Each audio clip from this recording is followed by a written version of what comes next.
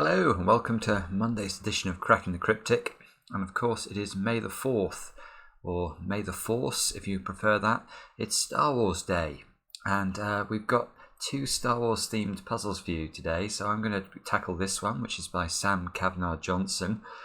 Look at this, I mean this is just stunning. He's used thermometers to create a TIE fighter in the middle of this grid. I mean, yeah, I am looking forward to trying this. And Mark is going to be trying a puzzle based off anti-Jedi knights later on tonight, so look out for that one too. Now, firstly, obviously yesterday we released our Sudoku puzzle hunt, and I'm amazed to say that we've already had 9 correct solutions, which is an astonishing feat of solving for all those 9 teams or individuals, because you know, those were not easy puzzles, and then you had to figure out what was going on at the end as well. So I'm going to give a shout out to some of the best teams. I'll give a top 3.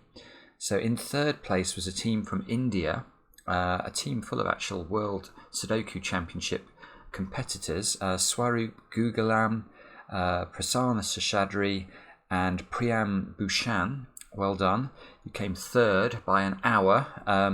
Now Alice came second. Now Alice is, one of my favourite constructors. She was responsible for the StarCraft Sudoku that we had on the channel about a month ago, and Alice came second.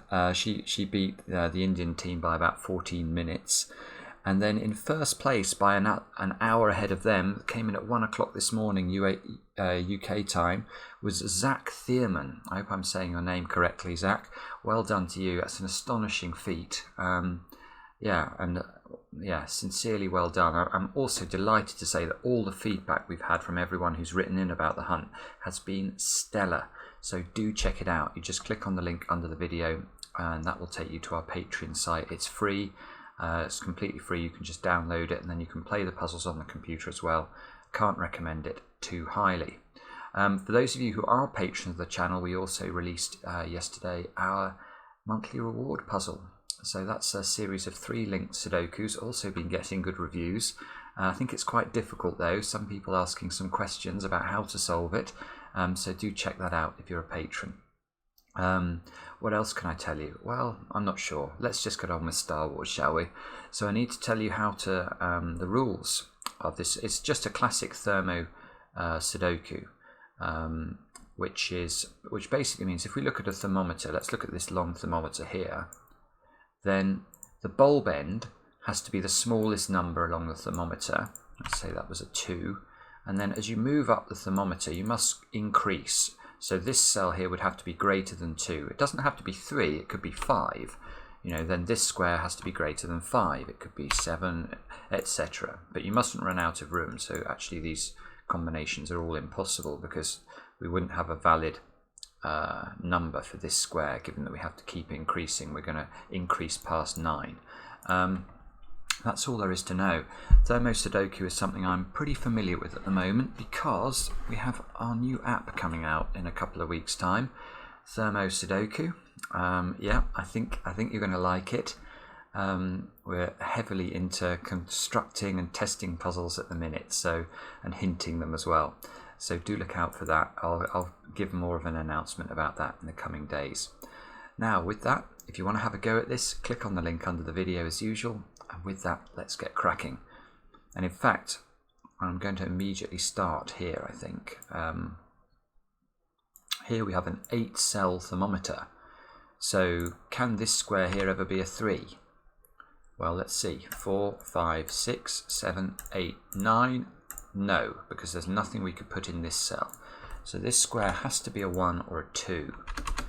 And given that, there are basically 2 degrees, well, there's 1 degree of freedom along this thermometer. So each combination is forced to be just one of a pair of digits. And we've got the same down here, look. Exactly the same thermometer, so we can just repeat the process. Now, whoa, there's a lot of things that are interesting about what we've just done there. A lot of things. So the first thing that's sort of immediately I spot is that we've now created pairs in every single column of the grid apart from column 9. We've got an 8-9 pair there, 7-8 pair there, 5-6, etc.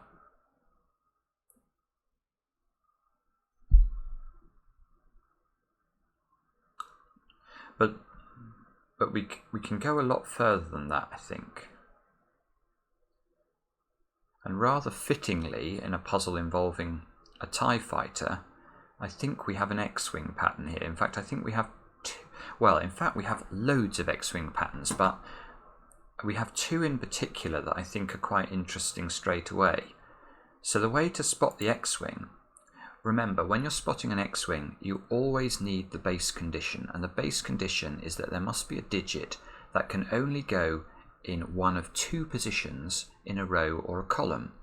So let's have a look at the top row and ask ourselves whether we can fulfill that base condition. So where does a 1 go in this row? Well, it could go here, but the only other cell it could go into is here. So yeah, we can fulfill the base condition for an X-Wing. Now, the second condition for an X-Wing is that there is another row in this instance where the 1 can only go into exactly the same columns of the grid. Well, we know, because this is a symmetrical thermometer, this row here is subject to exactly the same restrictions as this row here. So where does the 1 go in this row? Well, it must be either here or here. And that is it. We now have an X-Wing pattern. We have an X-Wing pattern on top of a TIE fighter. And you may wonder what this means. Well, it's not too difficult to understand once you get your head around it.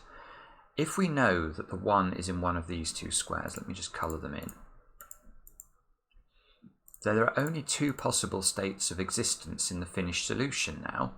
There could be a 1 here, and if there's a 1 here, the 1 in this row would have to be here. That's one possibility, is when we looked at the finished solution we'd find a 1 here and a 1 here. Now there's only one other possibility that the finished solution could display, and that's where the 1 is not here. And if the 1 is not here, we know it must be here. Whoops.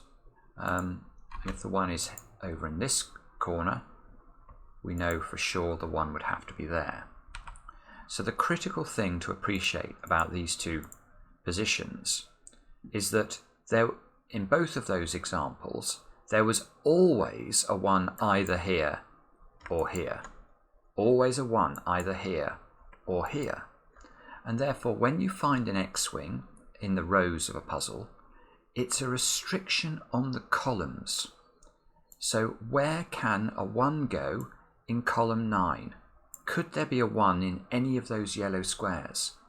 The answer is no, because we know either this square or this square must contain a 1 in the finished solution.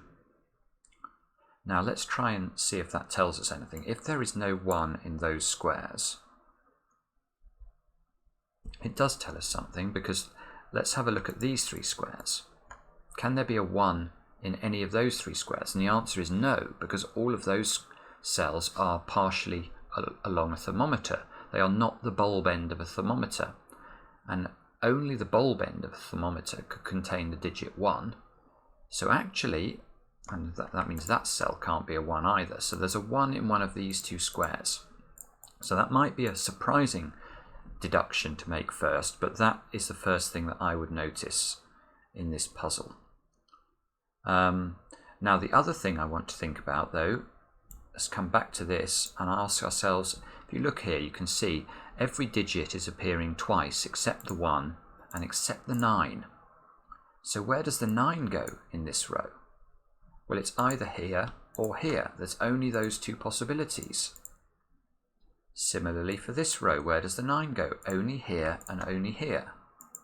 So now we've got exactly the same pattern. We have this X-Wing pattern where we know that in the finished solution there's either going to be a 9 in this cell and this cell, or there's going to be a 9 in this cell and this cell. One of those 2 things must be true. Now if that's the case, again, we can look at all of these squares and know for certain there is no 9 in any of those yellow squares, which means that the 9 in column 7 has to be in one of these three positions, and actually looks like all three of those is possible. And I've just had another thought actually. So we've talked about X-wings on 1s, we've talked about X-wings on 9s, but here we have an additional point, which is that those X-wings overlapped. They overlapped in these squares, which allows us to do another trick, because where X-wings overlap in two cells as they do here, we can actually now say with certainty that these two cells can only contain the digits 1 and 9. And hopefully the reason for that isn't too difficult to see. Remember that in the finished solution, one possibility would be that there was a 1 here. So let's just follow that through and see what that implies. If there's a 1 here, we know in this row the 1 would have to appear in this square.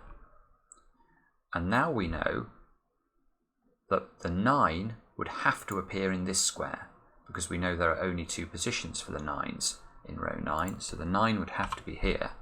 And now we know that in row 1 again, the 9 would have to be there. So this is one state of the world that we could see when we look at the finished solution, i.e. there's a 9 here and a 1 here. Now hopefully it's clear that if I instead start that process without the 1 here but with the 1 here instead, I just reverse that pattern. I'd end up with a 1 here and a 9 here. So what that means is that actually we can write a 1-9 pair into these cells, which actually doesn't tell us very much. Now the other thing to notice, I mean this is an extraordinary start to this puzzle in terms of X-wings, is that now when we look along this row, we've got loads and loads of pairs of digits, so the 2 can only go in one of those 2 squares, and down here the 2 is locked into the same 2 columns of the grid, so we know that's an X-wing now. So where does the 2 go? We know it's an X-wing in the rows in the sense that the 2 is locked into one of 2 positions in the row in both of these rows. So in these 2 columns, none of these squares can contain a 2. So immediately my eyes are drawn to these 3 cells. Where does the 2 go in those 3 squares? Well, it can't go here. So if we make that a 2, that will be a 1, that square would have to be a 0. So the 2 must be in one of 2 positions in box 4 there. But we've got this going on all over the place. You know, there's an X-wing on 3s as well. So the 3s must be locked over on this side. 4s are a bit more tricky. There is an X-wing on 4s, but does the elimination of 4 from these cells tell us anything obvious at this stage? Not to me anyway. I can't see what that's telling us. And in fact, describing this as an X-wing is a little bit cheaty, isn't it? Because what we've really got is pairs. We wouldn't need the X-wing logic to deduce that the 2 was going into these squares, because we can do it just from the fact that these are pairs themselves. But it's good practice, I think, to get into the habit of thinking about X-wings this way. And this puzzle is a very rare example of a puzzle where there is, you know, there's just ample opportunity to practice that you understand what is meant by the X-wing technique. You know, 5s here and here and here means that there must be 5s in one of those 3 squares. There must be 6s in one of these 3 squares. There must be 8s in one of those 3 squares. It's quite lovely, isn't it? So, now this can't be an 8 though, because that would mean that square was a 9, and we know from our X-wing on 9s that the 9's in one of those 3 squares. So that's not 8. Ditto, this isn't 8, I suppose, because that would put a 9 here on the thermometer. So we can place an 8 as our first digit.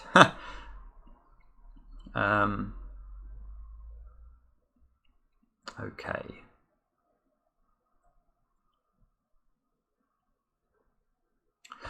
Right, okay, so the next place that my eyes are drawn is, well, this column. Because I need to put a 1 in this column. I've got a 3-4 pair, and the rest of the squares are all on thermometers. So the 1 must be in one of those 2 squares. It must be in the bulb.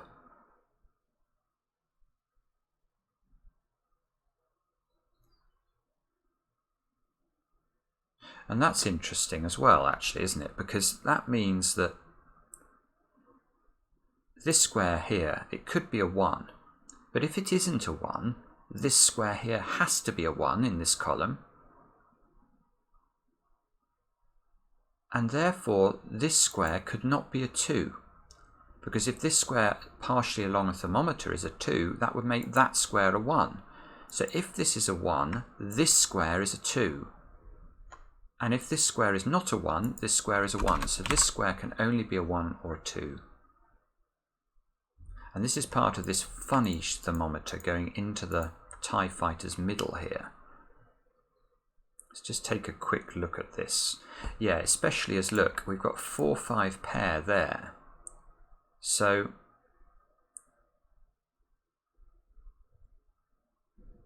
in fact, this square can't be a 6, can it? Because if we make that a 6, I'd have to go 7, 8, 9 over the top. And now there's no value for this square. This square needs to be greater than a 6, but less than an 8. Well, 7's already been taken. So actually, this square here can't be a 6, and it can't be a 4 or a 5. So this square here has to be a 2 or a 3. It can't be a 1, obviously.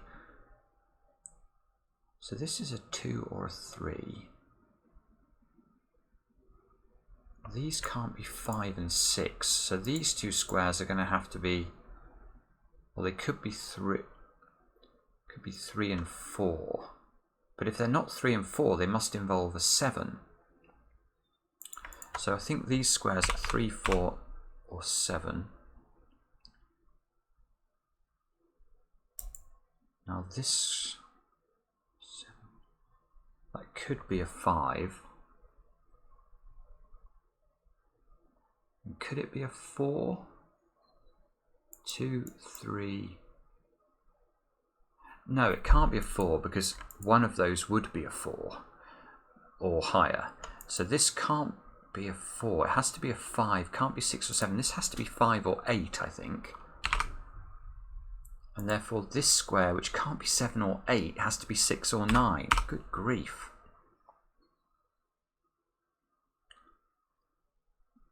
Okay, so we need to disambiguate all that somehow. And I'm not sure how yet.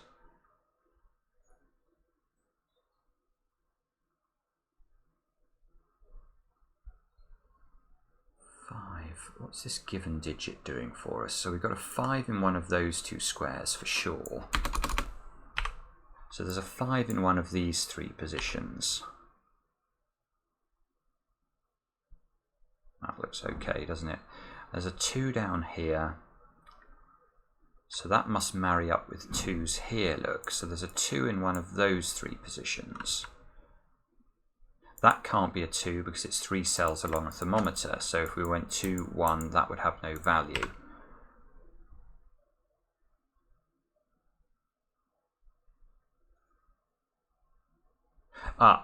Yes, look. Where does 2 go in this box? It can't be in any of those squares. They are too far along their thermometers. So the 2 must be in one of those two squares. Which is nice. Look, now we've got 2's locked into these positions. Now this is a form of X-wing because we now know, looking at row 4 and row 5, that in the finished solution we're either going to have a 2 here and a 2 here, or a 2 here and 2 here. One of those things must be true. So we can eliminate 2's from all of those squares. And look, this one, that cannot be a 2 anymore. This is going to disambiguate the centre of the TIE fighter. The other way of thinking about this pattern, this is the sort of very simplest form of X-wing, is to ask the question, where does the 2 go in row 6 of the grid? Because you can see from these 2's, the 2's can't be there. They can't be there, so they have to be in one of these three positions. In fact, they can't be here because we've already pencil marked that in. So the 2's get locked into one of those two squares. Where, look at that.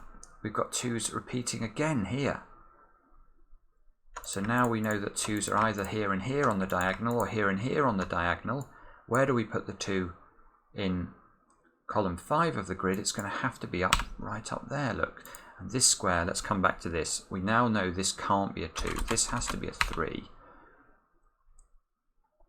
So that, neither of those are now 3. So this forms a 4-7 pair. Now once we know that, we are cooking with gas, because as one of these is a 7, this square must be an 8.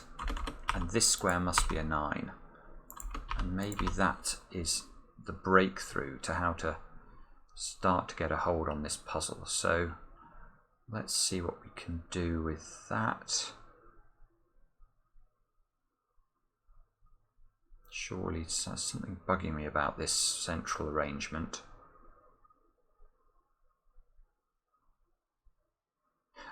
This square. Yeah, this square here. What can this square be? It can't be a 3. It can't be a 4. It can't be a 5. We've pencil marked the 5s in. And we've got a 5-6 pair in the column. It can't be a 6. It can't be a 7, 8 or 9. This square is a 1 or a 2. That gives us a 1-2 pair in row 5, look. So this square can't be a 1. That means that one's a 1 from our pencil marking. And this square can't be a 2. So that one is a 2.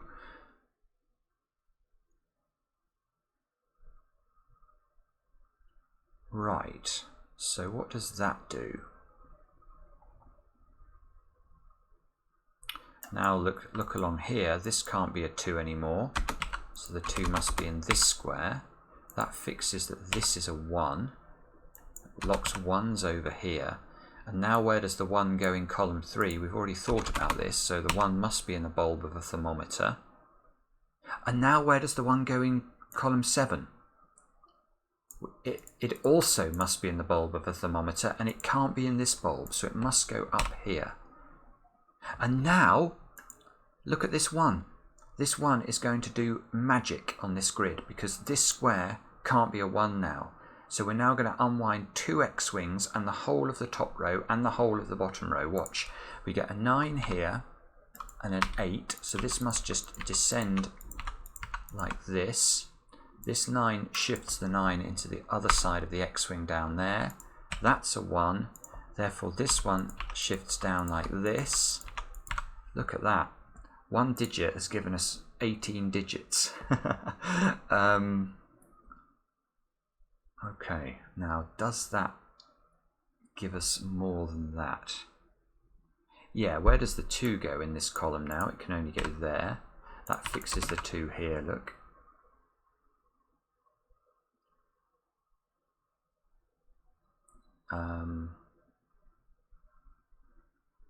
So here we need 4, 5 and 6 into those 3 squares. Let's just label that up. 4, 5 and 6. Either this square is a 3 or this square is a 3 in this column. I don't think we know which of those is correct. Ooh, this column though, we've now got 1, 2, 3 and 4. So this can't be a 5 now, because if it's a 5, I've got nothing I can put in this square. So the 5 is... and the 5 works similarly in this little thermometer. If this is a 5, I can put a 4 here, but then this cell would have no permissible value because 1, 2 and 3 are already used. So this is not 5. This is 5. This must be 4. That shifts... the 5 here, of course, fixes that that's a 5. Oh, sorry, what am I doing? I've got that labelled wrong. I've got 4, 5 and 6 here. I shouldn't have that. I should have 3, 4 and 6. Let's not make that mistake. 3, 4 and 6. Did that affect the logic over here? No, but it did affect that 4. It needs to come out, and I don't get anything from the 5. Ooh, nearly a bad error. 4, 4, locks a 4 over on that side.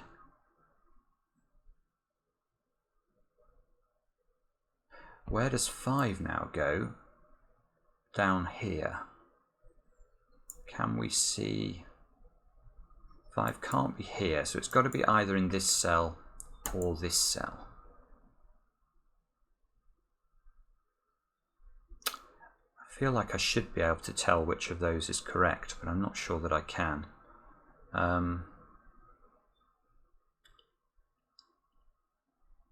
No, I think we need to look somewhere else. 8s, look.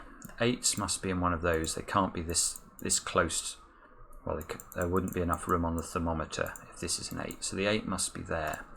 That makes a 1-8 pair, look, in those two squares, which shift a 3 and a 4 out of this combination. And in fact, this 3 is going to disambiguate everything. There must be a 3 here and a 4 here. This can't be 3 or 4. This is a 1-8 pair. That forces the 3 to be in one of those two squares.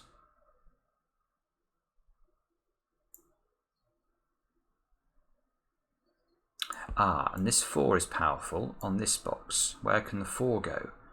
Well, it can't go here, because if it does, 3 could go here, but then this couldn't be a 1 or a 2 because of this. So the 4 must be in one of those two squares, which creates a 3-4 pair. That 4 sees this 4-7 pair, so that must be 7-4 in that order.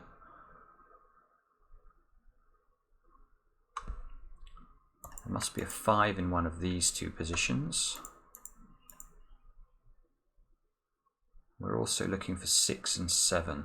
So the 7 must be in one. That's quite cool. This 7 must be in one of those two squares.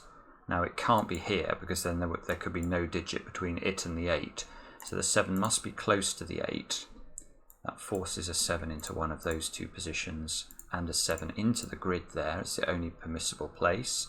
7 over here now. So these two squares are 5 and 6. And can we tell anything about that? If this was 5, this would have to be 3, 4, 5. That wouldn't work. If this is 5, there's not enough latitude, because this is already a 3 or a 4, so this has to be 6. That means this one is 5. This 6 forces that to be a 6. We need to put 5 on this thermometer. It's got to go close to the 6. That makes a 5-7 pair over there. That shifts. That means that's all forced. Look. There must be a 7 on this thermometer. These three squares have got to be 6, 8 and 9. This 1, obviously, that disambiguates the 1-8. That's been sitting there for a while.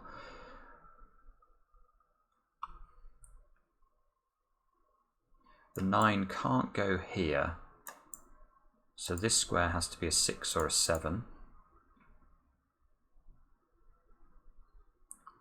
Feel like we're slowly getting to the point where we might have a solution.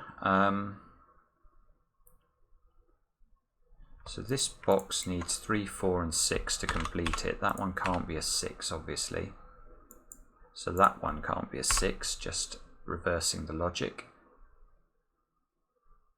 And in this box we still need to place a 9, and now 9 can't go here because that's partially along a thermometer. So 9 goes into one of those squares. This 2 therefore can't live here because this is a 5-9 pair. That's a 2, that's a 2 now.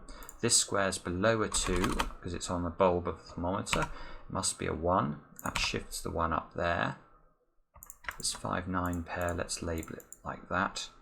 These two squares here have got to be 3 and 4. And there's a 4 here. So we can do that. 3, 4, 3, 4, 3, 3, 6, 4. 3's can't go in those two squares. The 4 tells us the order, look. And all we're doing is just diligently unwinding our pencil marks. These two squares now are 8 and 9 to complete the row. So this square should be a 3, and that looks like that's working. 1, 2, 3 along that thermometer. 7, 8, 9 into those 3 squares. This 7 here tells us that one's got to be a 6 because it can't be an 8 or a 9, therefore that's a 9, that's an 8. These two are 6 and 7, but they're on a thermometer, so the 7 must go in the higher position. That forces this to be a 7 now, because of these 7s interacting on this box. And this thermometer is going to be the final way of disambiguating everything, because you can see we need to place 5, 8 and 9 on it. Well, it's got to ascend. And in ascending, it disambiguates everything in the middle of the grid. Lovely finish. 5, 9. These two squares have got to be 6 and 9. Let's finish it off. 6, 9. And if we brought the TIE fighter down, we are victorious. Our X-Wings defeated the TIE fighter. How appropriate is that on Star Wars Day? I hope you enjoyed it. Back soon with another edition of Cracking the Cryptic. The Force will be with you, always.